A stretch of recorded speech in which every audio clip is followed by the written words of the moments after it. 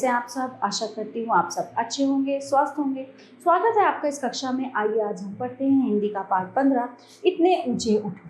प्रस्तुत पाठ में बताया गया है कि हमें जाति, धर्म, संप्रदाय इत्यादि संकीर्णताओं से ऊपर उठकर मानव कल्याण के लिए समर्पित हो जाना चाहिए। इतने ऊंचे उठो कि जितना उठा गगन है। देखो इस सारी दुनिया को एक दृष्टि से सिंचित करो, धर्म समता की भाव वृष्टि से। जाति भेद की, धर्म वेश की, काले गोरे रंग द्वेष की ज्वालाओं से जलते जले।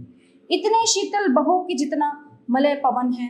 लो अतीत से उतना ही जितना पोषक है। जीर्ण शीर्ण का मोह मृत्यु का ही द्योतक है।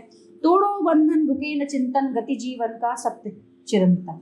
धारा के शाश्वत प्रवाह में इतने गतिमान बनो कि जितना परिवर्तन है। चाह रहे हम इस धरती को स्वर्ग बनाना, अगर कहीं हो स्वर्ग उसे धरती पर लाना।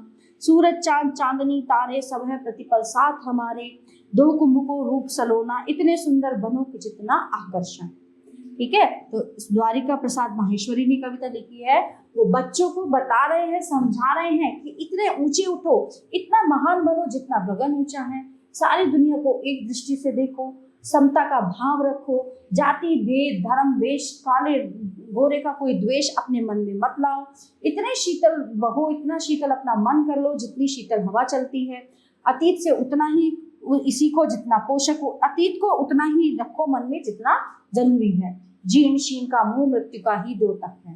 तोड़ो बंधन रुके न, मतलब जो बंधन आपको बांध के रखते हैं उनको तोड़ के आगे बढ़ो। जीवन का सत्य जानते चलो, धारा के शाश्वत प्रभाव में बहते चलो। इतने गति में बनो कि जितना परिवर्तन है ना।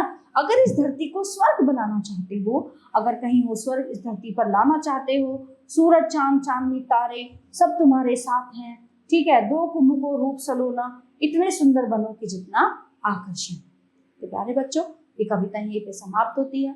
आशा करती हूँ आपको बहुत अच्छे से समझ आया होगा ये पाठ। मिलते हैं अगली कक्षा में। धन्यवाद।